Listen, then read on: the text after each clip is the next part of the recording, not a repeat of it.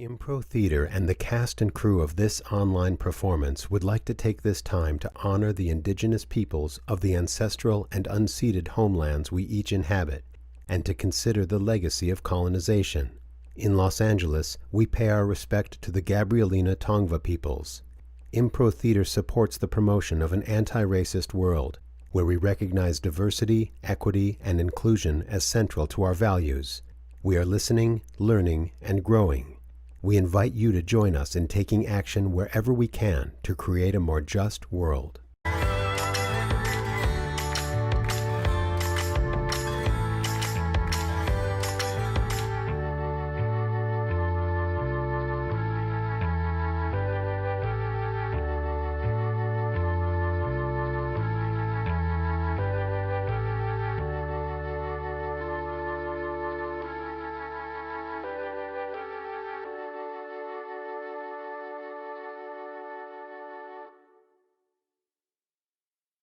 Thanks for joining us today. My guest is Suzanne Weber. She is an author, a poet, a television writer, most recently on Andy Mack on Disney. Her books include To What Miserable Wretches Have I Been Born? Revenge Poetry for Babies and Toddlers, and in the name of her solo show performer, Anita Liberty, How to Heal the Hurt by Hating, How to Stay Bitter Through the Happiest Times of Your Life, and the young adult title, The Center of the Universe, Yep, That Would Be Me. Her short film, Anita Liberty, was a Sundance selection, and she joins me today from New York City, where she has recently relocated. Please welcome my friend, Suzanne Weber. Suzanne! Hello. So excited that you could be here today. It's my pleasure. It's so great. From New York City, no less. Yes. Yes. So we met while we were both living in New York City in the highfalutin 90s. And then you lived in LA for a really long time, and now you've just recently relocated to New York. So I guess the first question is, how is it going with the transition? So, it's interesting because I was always I always had a fantasy about moving. I guess I had a sort of fantasy about moving to LA when I was living in New York, because really what I would do when I started to make money with my writing in LA and Hollywood was I would come up with an idea. Well, first I had the whole Anita Liberty character and the books and everything. So I really milked that for a long time. And that was sort of my ticket in.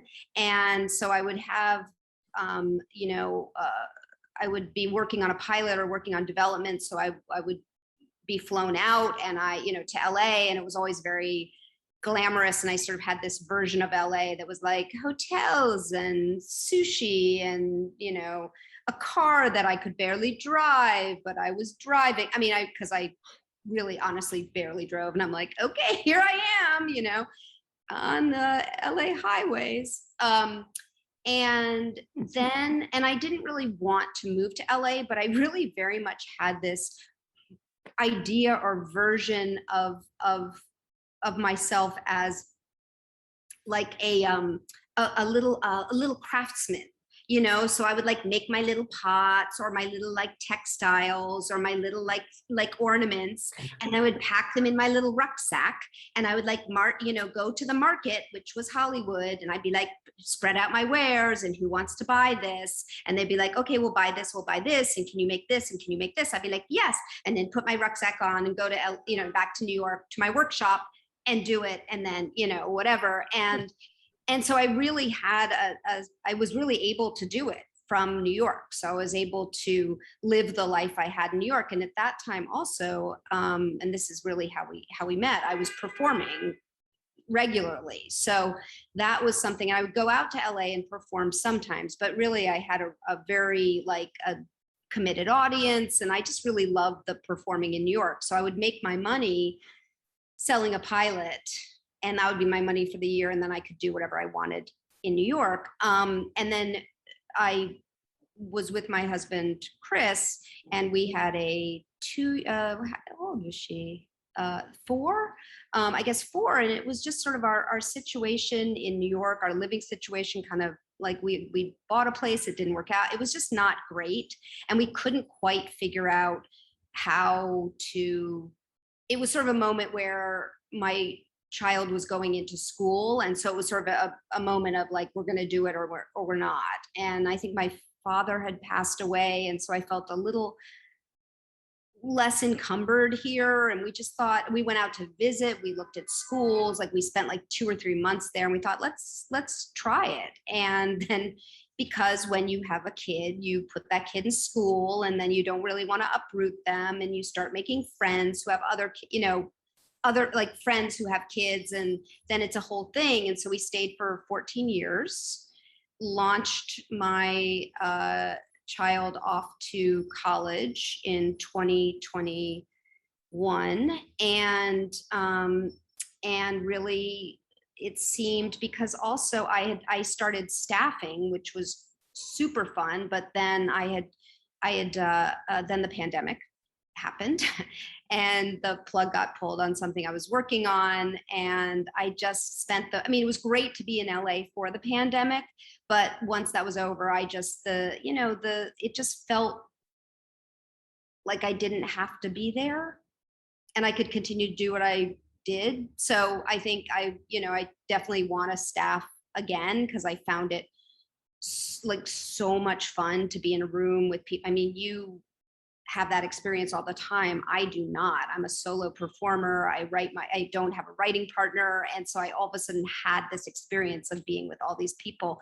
So I want to do that again, but I feel like just hanging my hat here for a while doesn't rule that out. So I'm sort of back to the beginning of like, I'm going to like make my little wares, put them in my rucksack, put my mask on this time. I like this Bavarian mountaineer version of you, or maybe Yeah. Bolivian, I guess, because of the pottery. So the show was Andy Mack that you worked on, and that's Disney or Disney XD. Yep, Disney. And was it a big writer's room? How did that writer's room work? It was it was my first writing like staff experience. I was brought in as a staff writer. There was 1, 2, 3, 4, 5 writers, the showrunner and the writer's assistant. It was a pretty small room, and it stayed the same. And then the script supervisor, but script coordinator. It stayed the same all 3 years. We intended it to be 3 years. We wrote to the end, to the finale. The kids were getting older. It was much harder. Andy starts at 13, and I think we ended it and started, I think, in 7th grade, and we ended it right when they were going into high school. And if you're going to write a show about high school, it's just a different show. It's just a less of a Disney show. Yeah. But it was Disney's first serialized show. So we had, which means they are not standalone. So you really want to watch the arc of it. And we had cliffhangers, would sometimes be big, sometimes be small, but it was really, really, really fun. And my child was 13 when I started at Andy Mack. So I was like, I have a story generator at home. I would get home. I was like, okay, Julia, what have we got? And there was a lot. I mean, there was a lot. There was so much. It was really it was so fun to come in and say this thing, Julia told me this story, and what do you think? Like, is there something there? And there was, it was really a mother-daughter show, Andy Mack. It was really about mother-daughter, grandmother, but the Andy's mother, Bex, their relationship, and then Bex and her mom, Celia, and that was their relationship. So there was a lot, it was just, as a female writer, but yes, I mean, I'll just say, as a female writer who is a daughter and a mother, it was just so much fun to draw from life. Yeah, they say write what you know, or write what your daughter knows. Yeah, That's so great. There was a while too where Julia was like, shouldn't I be credited? I was like, no, that's not how it works. No. This is Hollywood, honey. Yeah. Yeah, eat your pizza.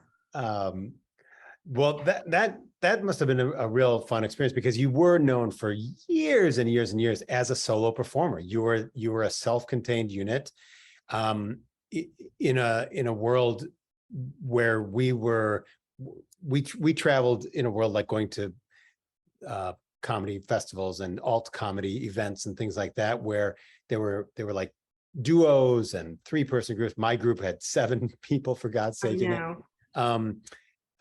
And then there were stand-ups, but stand-ups are a different animal than like a storyteller Completely. or a character performer, like you had embodied this character.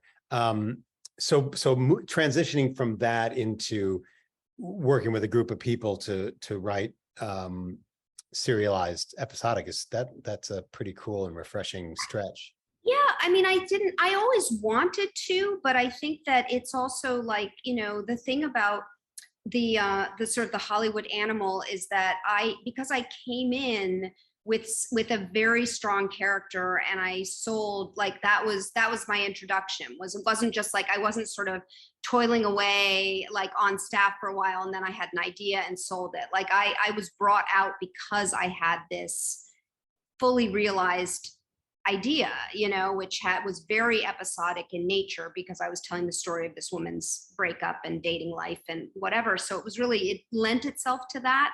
But then I would get in the room and I would pitch things. And so I started getting, once I had sort of, Anita Liberty had been sort of tapped out to some extent, I started pitching other things, and I would sell an idea for a pilot, and then that would be that. And I think it was like I was perceived by, when I would go into the room to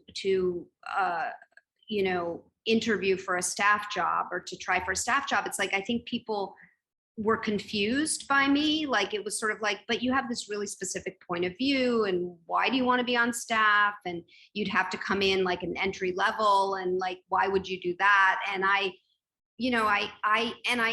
felt certain that it was that I was going to enjoy it, and I got extremely lucky with Andy Mack, because I had dinner with the showrunner last night.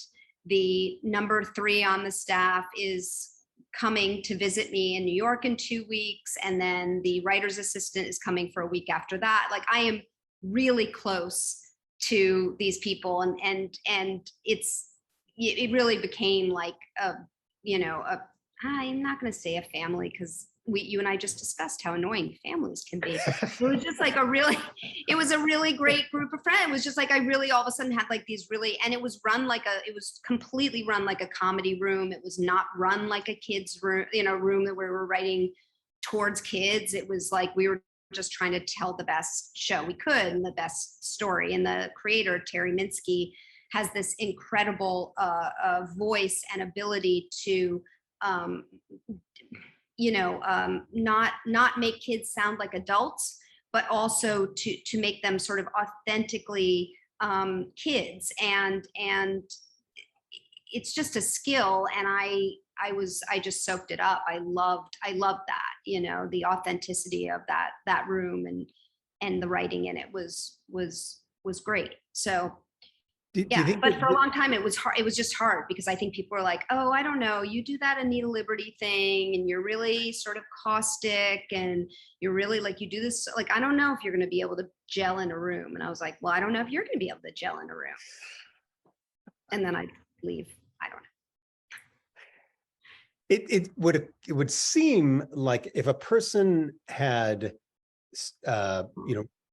like you had authored books from the perspective of this character and sold other things from the perspective of this character, and done countless storytelling and stand-up shows in the persona of this character, it would seem like that proves that you can put your writer's hat on in the mind of a character and write from their perspective. So therefore, give me another character to write for, and I will do the same thing there.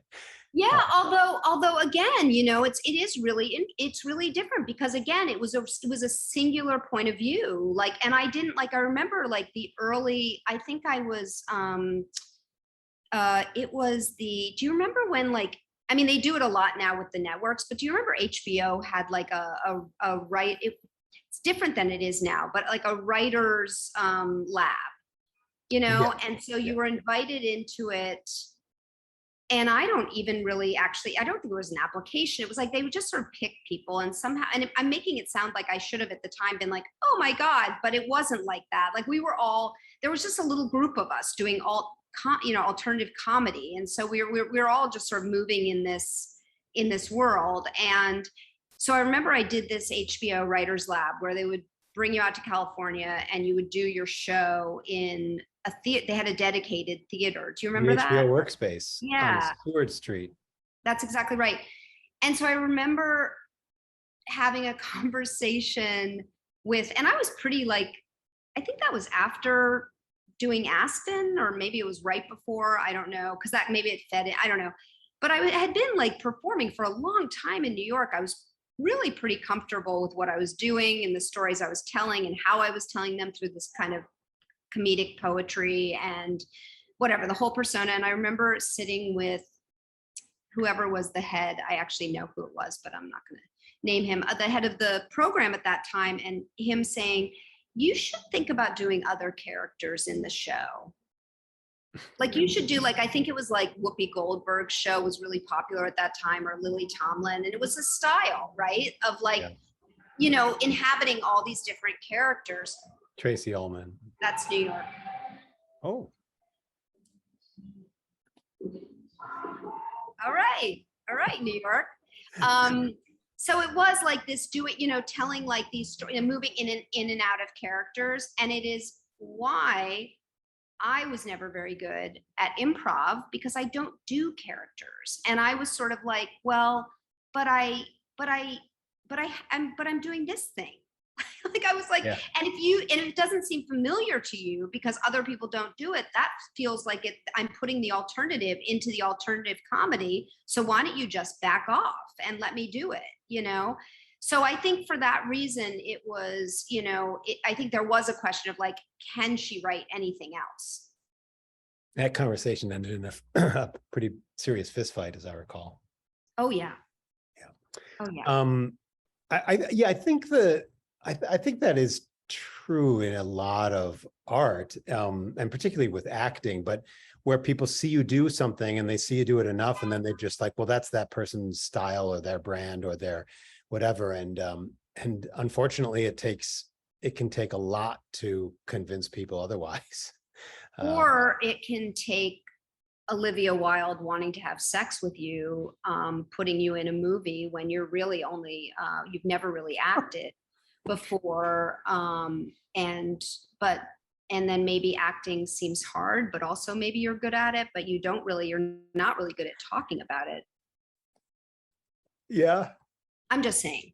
Did I just date? Now I've just dated our interview. Our interview's gonna have a shelf life. I got into those clips yesterday. I think yesterday I started. How could you not? I somehow got sucked into searching those clips online. Mm-hmm.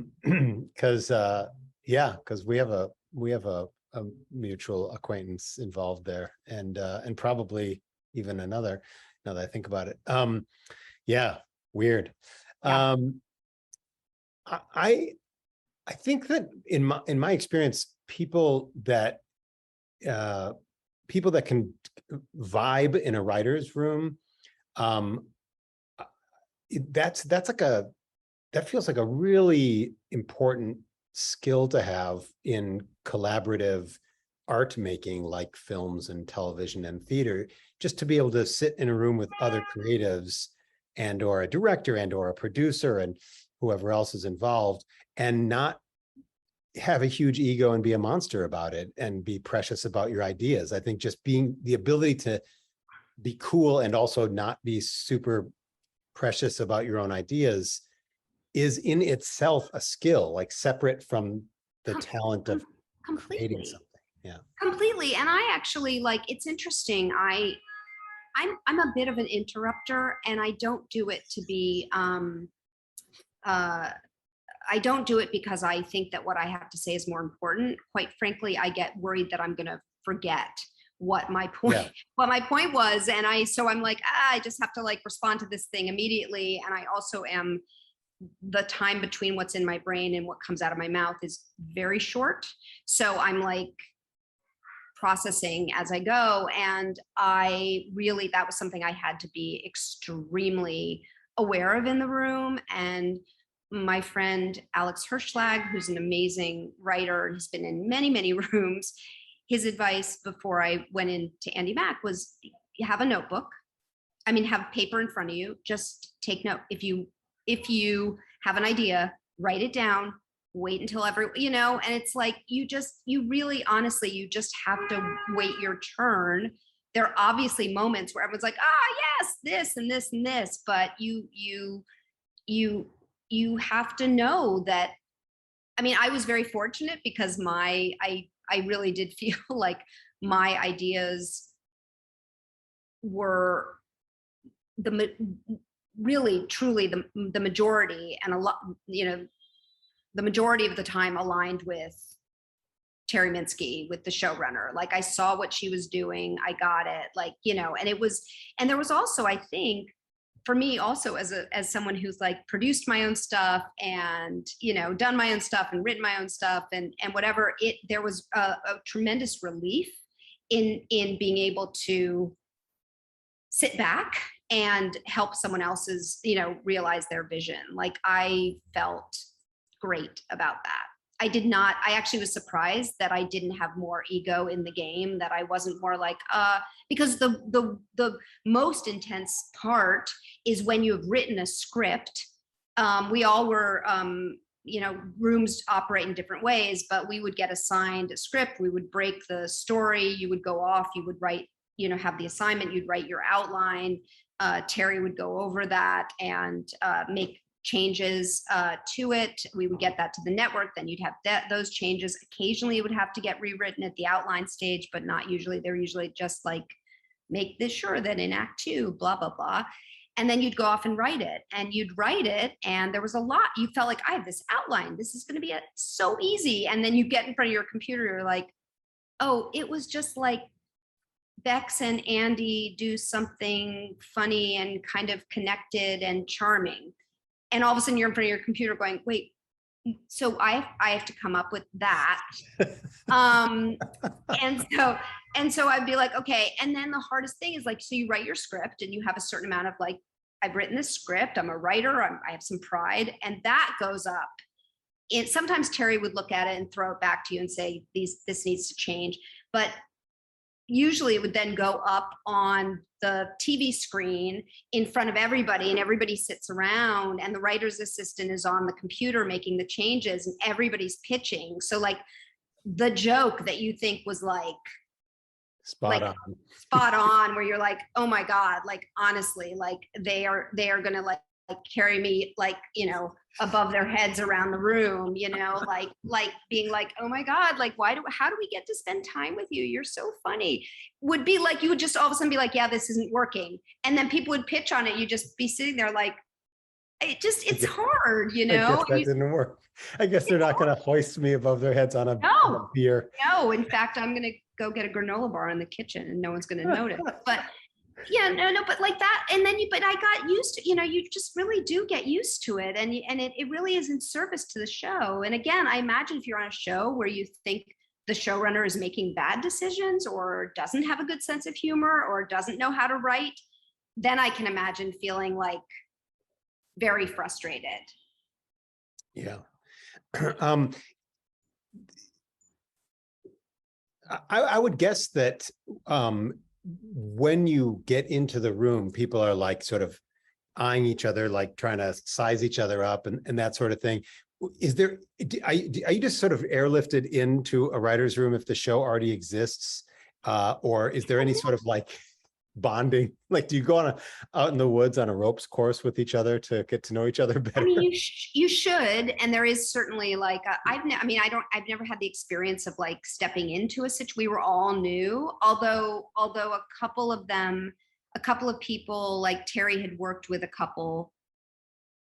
one of the people before, and then when we did the tragic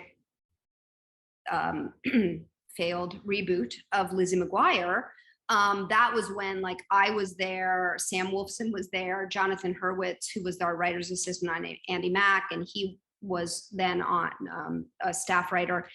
That was when like we actually there was half the room already knew, like we already knew each other. And so there was a real shorthand there, and that was fun. And then I imagine for the people who came in who didn't know us, that there might have been like, oh, they all know each other, but it didn't. It's that goes away pretty quickly. It felt, like that just felt like you're just there to do your job. Yeah. It's like any job, right? Like it's like you're like, hey, hi, and then.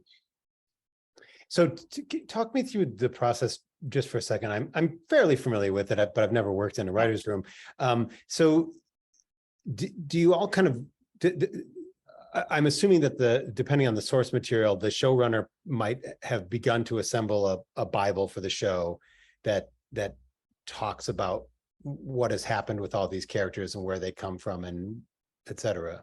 No, it's funny. So I think that does happen in some rooms. Terry had written the pilot. The pilot had been cast. They recast one of the parts just because the actress became unavailable. But Terry, I remember that first day, we just kind of started, and Terry was like, let's go. I mean, it was, Terry did not come in with a lot of preconceived notion at all. Like we had the pilot, and there wasn't, there were some obvious things that were like, we've got to solve the mystery of who Andy's dad is, so that gave us a real anchor for the first season. But no, there was just a lot.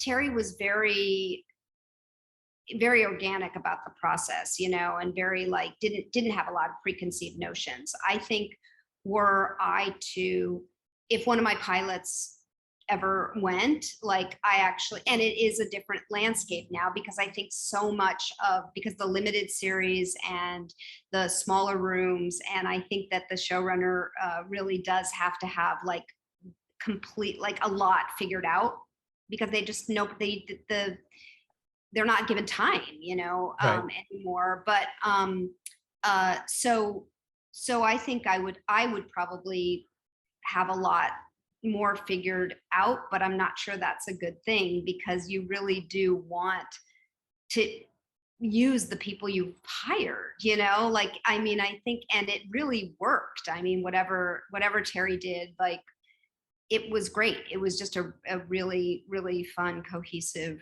room. And I imagine sometimes that doesn't happen that way, but. Does the phrase "break the story" mean that the room comes up with an idea that says like, oh, they buy a zoo, okay, go write that. So then you separate that larger concept into component parts. Is that what that means? No, I mean, breaking the story is like, so well, first of all, you have an A story and B story. You have to service all the characters. I mean, sometimes, right, there are characters you can let go of who only have like, who are only like 6 out of 10 or whatever, who don't have to, but that's also another thing, like, right. So Lauren Tom, who played Celia, I think had to be we had 13 episodes the first season. I'm sure I'm getting this wrong, but I think she was like 10 out of 13, right? That was guaranteed. So you had to make sure that character was in 10, even if, I mean, you had to do it, right? And you could put that character in another episode beyond, but that was going to mean paying that actress, I mean, you really do, like, that was the other thing that was Right, very so new to me. There's sort of this structural mechanical element on right. top There's a production aspect there. The umbrella of production does weigh in. Terry really, really, really did not want us to think about that at all. Like, that was not, she was like, not your concern. We need to come up with the best show we can, and then we will deal with this other stuff. But although I think that is also rare. But so breaking a story is like, so I came in one day and I was like, I had been driving, there was pouring rain. Chris had been out of town. I was driving Julia to school, and I think it was like, like seventh or eighth grade. And on our way there, again, it was just one of those rare days in LA where it's like kind of pouring rain. I don't think I was working that day. I think it had happened before I think it was the winter before I was on Andy Mack. And on the way to school, we're driving, and Julia's like, I just don't want to go to school today. I don't want to go to school today. I just want to have like a day at home. I don't want to go. And I said, yeah, I get it, like, but I'm driving you. I have work to do today. You got to go. Like, I understand, like sometimes we can take like a day off, a mental health day. This is not one of those days. You got to go to school, We drove up, and the teachers were meeting the cars at drop off saying there is no electricity. There's been like an electrical short, whatever, no school today. And we like drove up, we were like, oh my God. It was like incredible. So we went to the store, and we got like great things to eat, and we like decided what movies we were going to watch, and we were going to do all this stuff. So I brought this story in of like this, just, you get a day, you just get a magic day, and we both just grabbed it. And so in the world of creating a TV show, like, what does that look like? Right. Like, that was a whatever, so it's like Bex and Andy build a fort, and then it's like, and then they start asking each other, playing, and they're having so much fun, and all the things are fun. And then they start asking each other like questions, like from a magazine, like a quiz or something. And I don't remember the specific thing, but Andy asks Bex a question that she will not answer. And that becomes a thing, so it's like, it's TV, right? So it can't just be like Suzanne and Julia like eating Twizzlers and making popcorn and watching Gilmore Girls. It has to, like, there's like, we need to move the story forward, so we need to like, and you have a board, and you have these like cards, and so you're like, okay, this happens here, and then this other story, this is happening, and then you just sort of like start weaving it together so that you know where the scenes are. It's cool. How the braids work together. So let's go back to Anita Liberty. Let's do that. Let's go back to Anita Liberty. I know you've answered this question 7 million times, but how did Anita Liberty find her way into your brain? I was in an improv class, Mike. I was at the Groundlings. No, sorry. I was at Gotham City, which is the New York Groundlings. Yeah. And I was in the, I had talked my way into the second level. I'd finished that. So I skipped the first level, did the second level. Again, not as competitive as it is these days at all. This was just like, I'm going to learn how to do improv. And then I was really excited for the third level, which was the writing lab. I was like teed up for that. I was so excited. And I think the first assignment was like, write a one-person show in 10 minutes, or whatever. And I love meta stuff. I love like talking to the audience. I love, all that stuff. So I did that like immediate, like a direct, like, you're sitting here, I'm standing here, you don't know how to feel, the lights are off, I'm like this whole, like, everything narrated. So that was like the germ. And then right around that time in the 90s, the New Eurekan Poets Cafe was, like slam poetry was happening. And I went to a show, and I'm so sorry. Because this is just who I am. I just was like, this is ripe for satire. Like, I couldn't get out of it. Like, I couldn't even just enjoy it. I was like, oh, somebody needs to make fun of this now. And so then we had an assignment, which was, again, it was like, come up with a character and do a monologue. I'm like, okay. So I came up with this character, Anita Liberty, and she's an angry performance poet who tells like the story of her love affair and subsequent breakup in about 4 poems. And it was just, it's like, I know how lucky I am to have found that voice. I mean, it is hard as a writer, as a performer, to like land on the voice and be like, oh, this is it. But that was it. I mean, I truly was like, I performed it in its very rough outline, and it was like, oh, okay, this is something. And then I performed it in the showcase. And then I ended up going into the fourth level, and I think I continued the character. I think I did like even expanded the character a little bit in the fourth level. And then I got invited into the performing company, and I really did not like improv at all.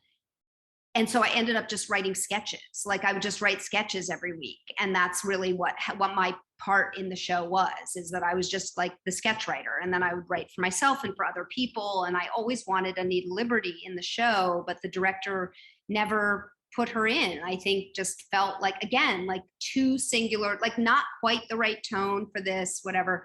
So I left the company, and within a week, I think I went to an open mic at some cafe here in Soho, like 3 blocks away. They happened to have an open mic, and I was like, I'm just going to go as Anita Liberty and see how that is. And so I just got on stage and I said, good evening, I am Anita Liberty. And that back then it was much more leaning into the like, we are on the path of this spiritual journey, and I'm going to take, I'm take no prisoners. And like, it was a little more like whatever, like it was more satiric. And then it sort of became,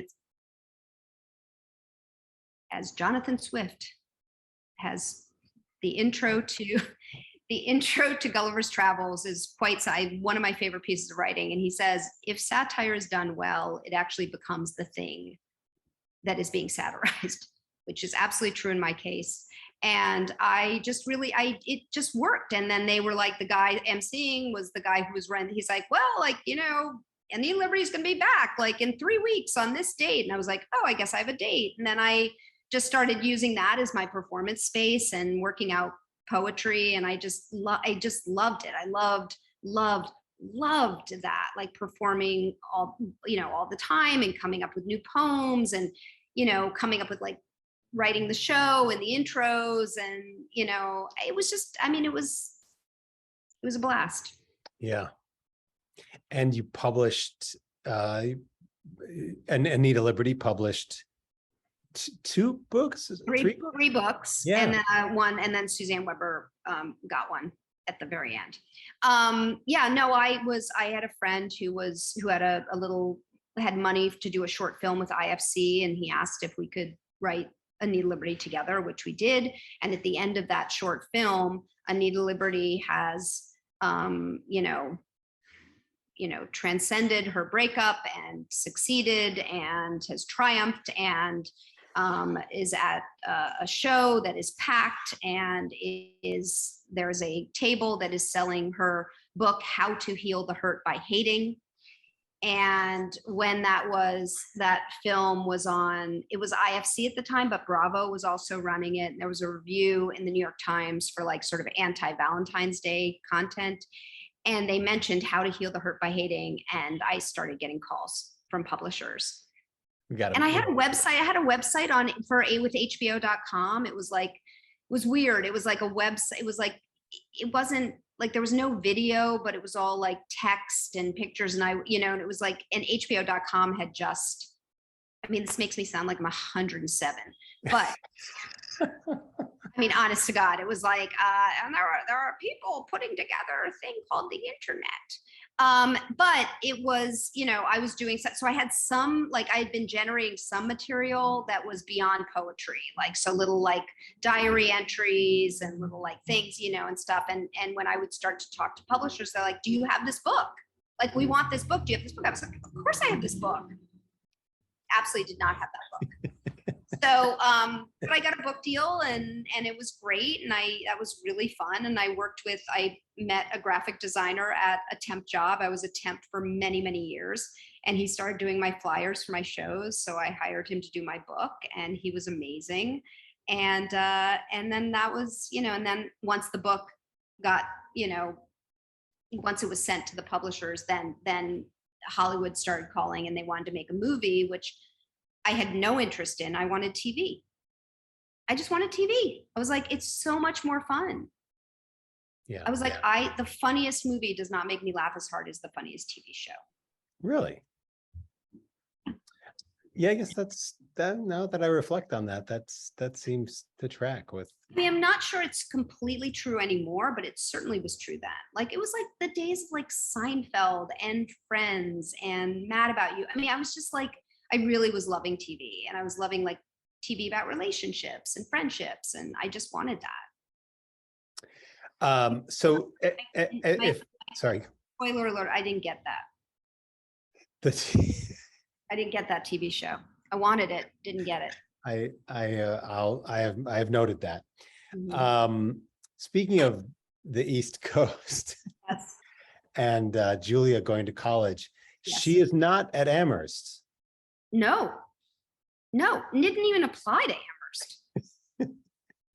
No, she is at Bennington. Yeah, I don't know the difference, but Bennington College is in Vermont. It is is gorgeous, and it is has a I wouldn't say it. I mean, I guess I would say an emphasis on the arts, but it is it sees the arts as authentic academic pursuit, which is something I very much agree with. And Julia's focus is ceramics. And speaking of putting ceramics in your rucksack, To say, so I feel like at some point they are going to be putting like their ceramics in their rucksack. I can lend them my rucksack. Yeah, taking them out to the. What was your major at Amherst? English. Well,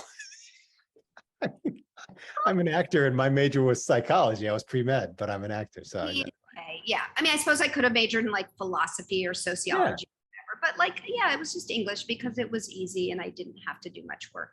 You already spoke it, for example. Do you think that if you had moved to LA sooner, like right after college or something, do you think you would have, like, I feel like I contemplated that myself. And at the time, I remember being terrified and thinking that I would get lost in the shuffle. And if I went to New York, where I had friends, I would have a sense of community or something, and I'd be taken care of. We made mistakes, you and me. We definitely did. We definitely made some mistakes. I don't think that it would not have occurred to me after college to go to LA and be a writer. I just wasn't there yet. It really wasn't till Anita Liberty that I thought like, oh, I think I really want to do this.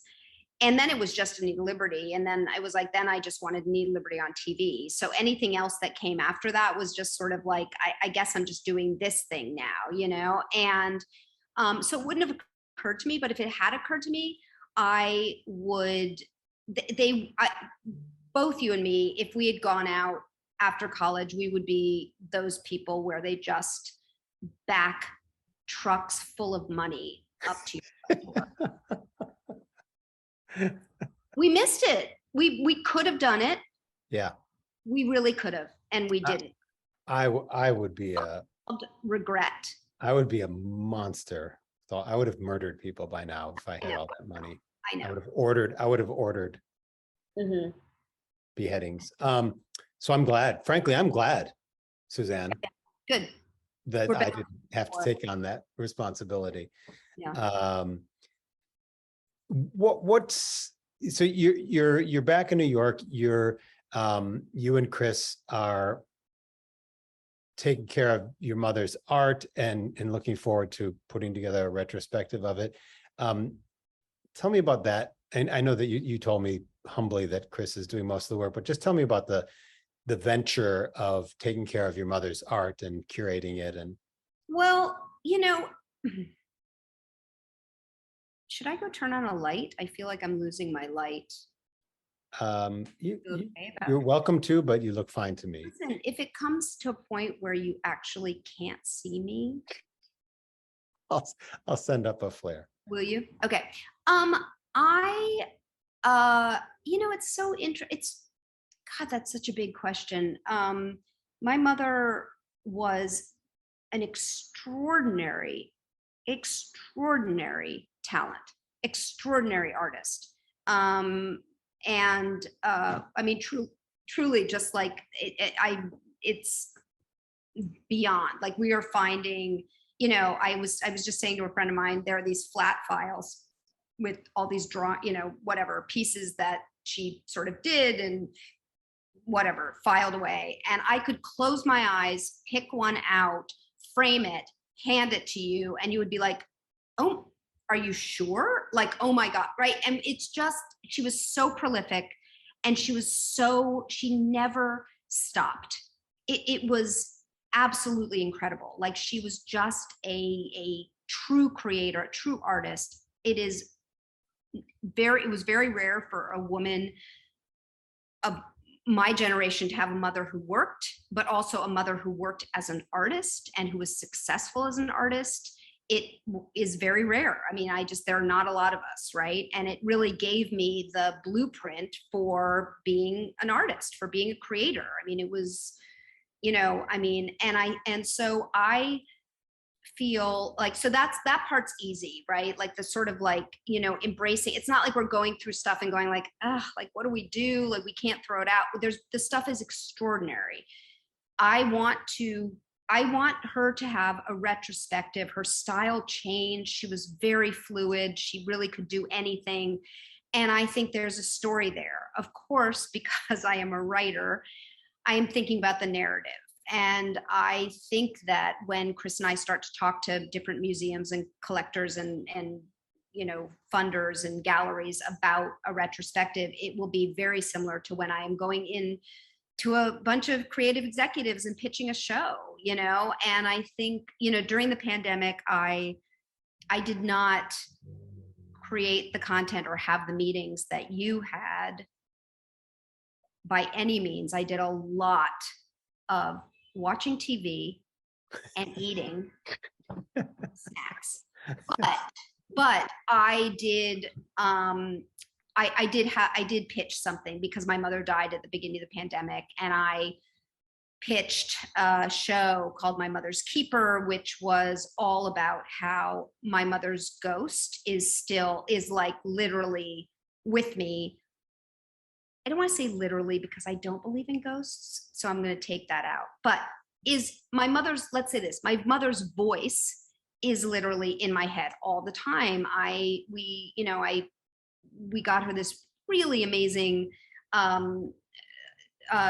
obituary in the New York Times that jumped off the front page and had color pictures of her art, and it was extraordinary. It was beautiful and beautifully written, and it was lovely. And I just was like, oh, this is what she wanted. This was the kind of recognition, and this honors her, right? And I literally was like, when we saw it, and it was so huge and beautiful, and not just in the digital, you know what I mean? Like there's such a difference. Yeah. Like print version, it was so great. And I just felt so proud of myself and so happy for her. And I literally heard her voice going like, that's beautiful. Thank you so much. That was so beautiful. Now what? Like what's like, and like, and so I had this idea of just like how our parents' voices are in our head. They are ghosts. We deal with our parents' voices. We deal with these ghosts all the time. So that was sort of my way of trying to sort of understand it. And now I think I'm going to take a lot of that. Chris is an incredible historian, an incredible archivist. So he's like, putting everything in context, and he's like doing all this reading. And, I think he will write some essays about this and what was going on at the time. And I'm going to be writing like poetry about my mother. And that will also, so we may do a book.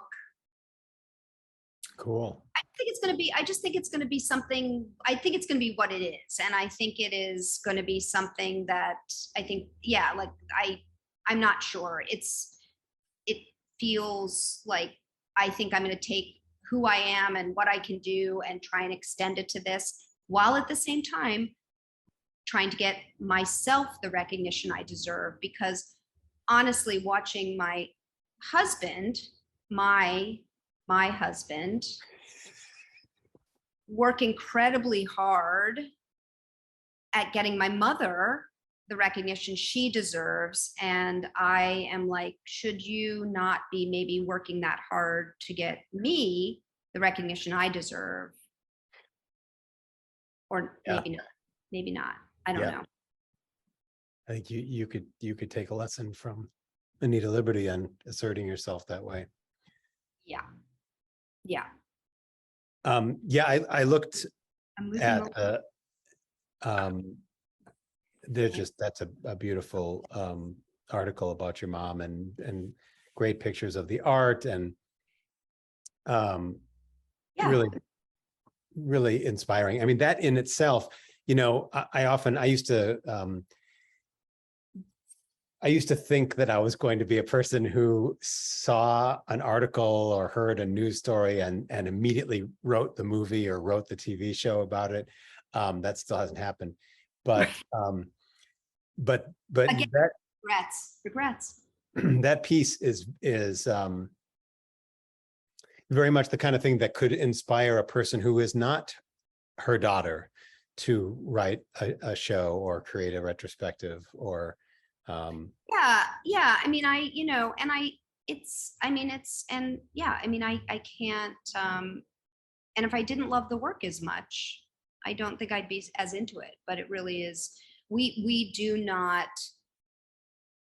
there are just not enough walls. I mean, she's truly incredible. So I saw that someone quoted saying that she had this critical gaze of the real, this ability to closely observe what was really happening in the world and bring it to life in her work.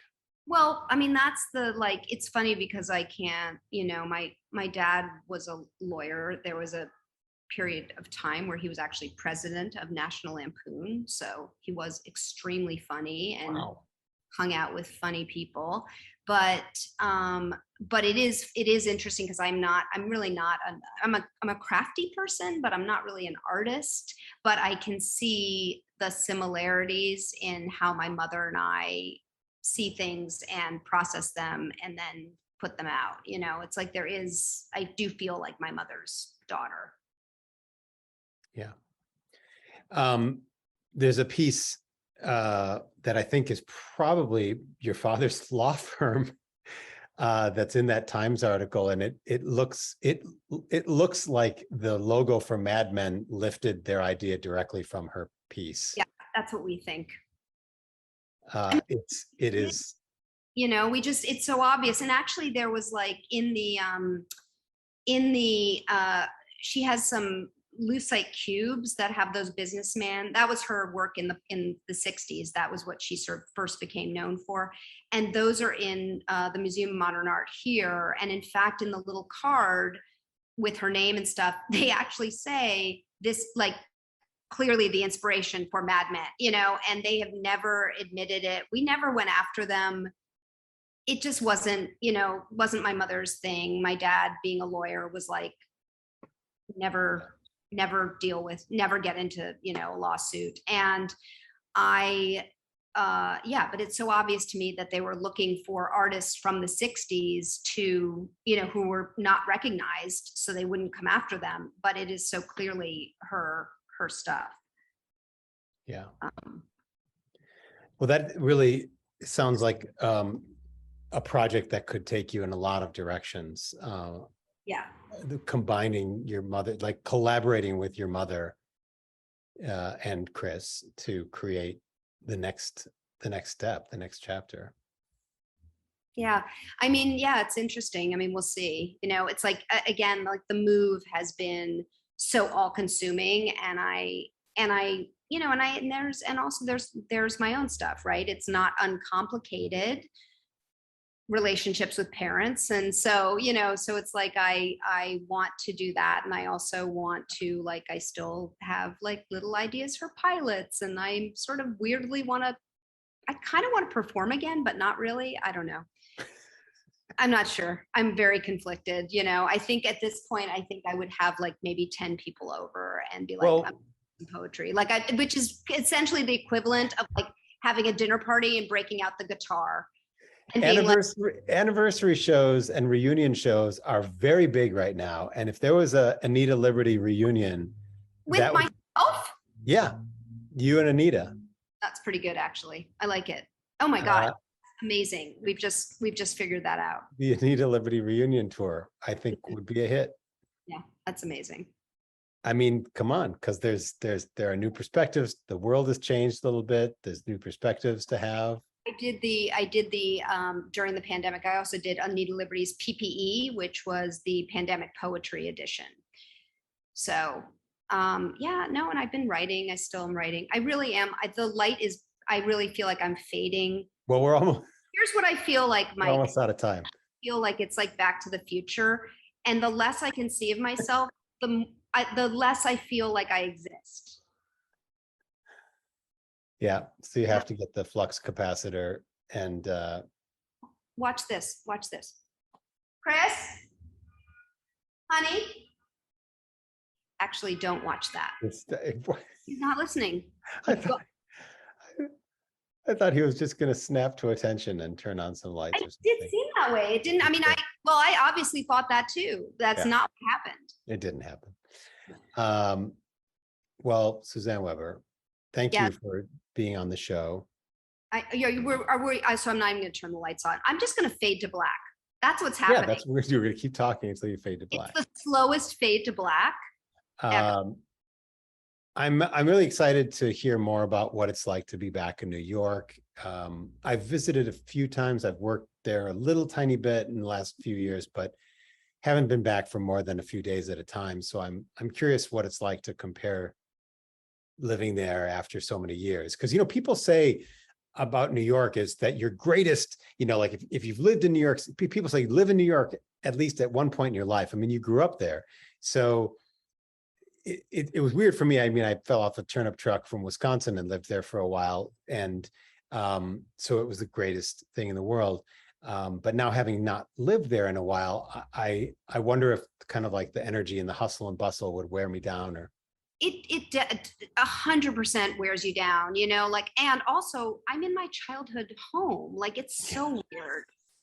I'm like sleeping in my parents' bed. I'm like alternately my mother and my father. Like it's really amazing. And I spend a lot of time in the bedroom, where I remember being like, why are you spending, to my dad, like, why are you spending so much time in the bedroom? And I'm like, I still can't answer it. I'm there now and I can't answer that question.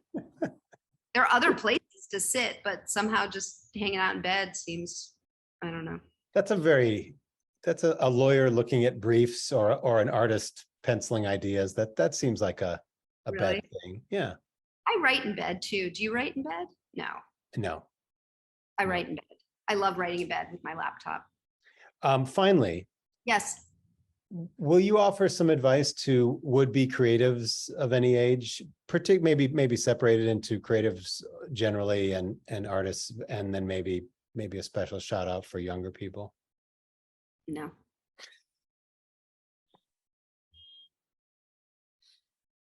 No thoughts. All right. I'm just not answering that question. You're on your own.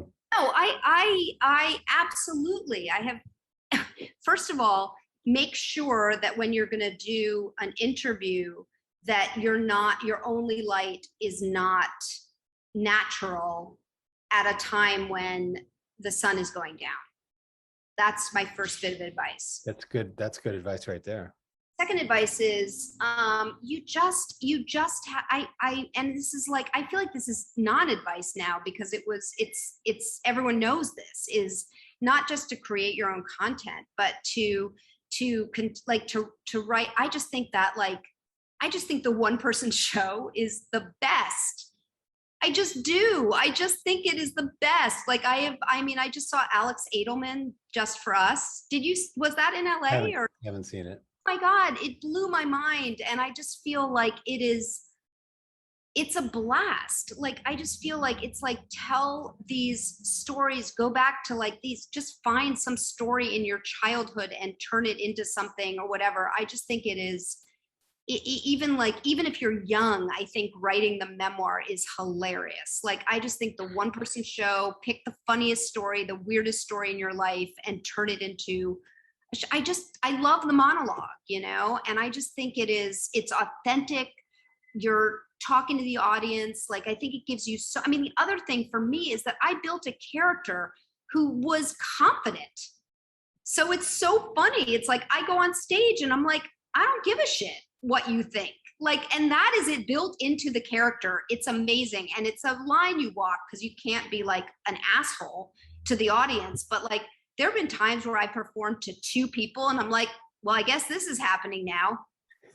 Like, you just don't let shit get to you, And it's so really, and also using that, like, using that continued performing if you have the chance. And I know everybody puts everything online, so that's like the sort of the workshopping of it is like actually, the video, getting people's comments and stuff. But there's something about that live performance where if you're, that workshop is just amazing. You hear what people laugh at, you hear what works. It's so helpful, and it's so fun. And I don't know, I just feel like the more you can be who you are, even if it's a completely like exaggerated version of yourself, which Anita Liberty is for me. But I also didn't go out of my comfort zone. I didn't put on a wig. I didn't put on a weird outfit. I don't wear like weird makeup. It's just like, I am who I am. I'm in the moment I'm in, except I'm Anita Liberty. And it really is like, I just built into my art or my performance exactly what I wanted. And I think that authenticity was what made people pay attention. So just do your show. And also, I'm incredibly funny and a really good writer, but I can't teach that. So be that is what you're saying to people. Yeah. I'm turning on a light. I'm just doing it. Mike, don't hang up on me. Do not hang up on me.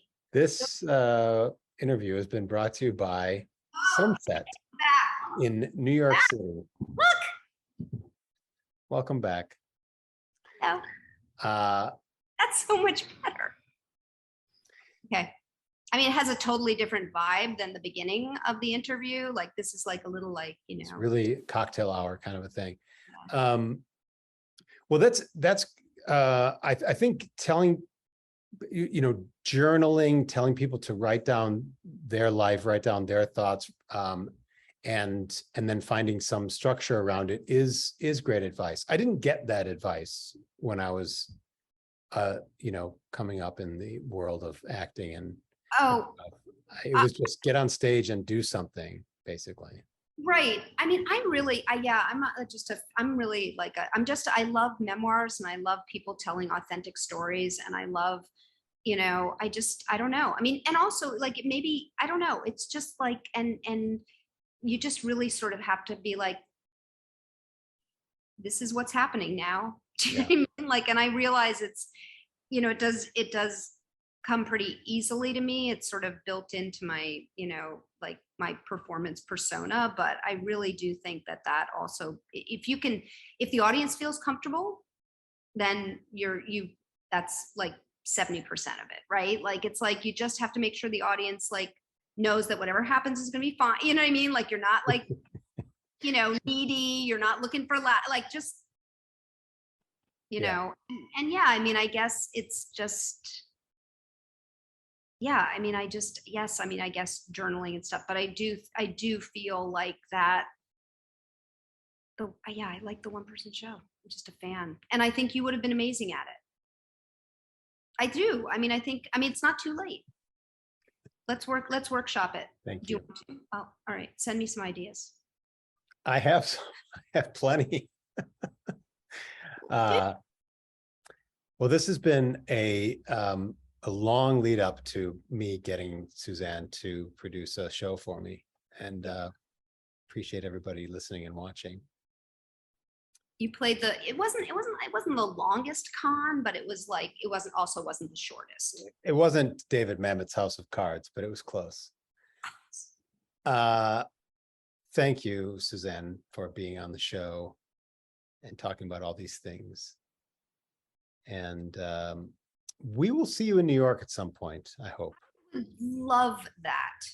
I really would love it. I am all about having people come and visit. And yes, you're having most of the staff of Andy Mack come visit you. I'm literally waiting for like the, yeah, I mean, it's there. It's sort of like I'm a free Airbnb, which is not a good business model. Thank you for listening or watching. If you find Suzanne's address, you can go visit and stay there, and you'll have Twizzlers and popcorn, probably. Yeah. See you next time. You can always DM me.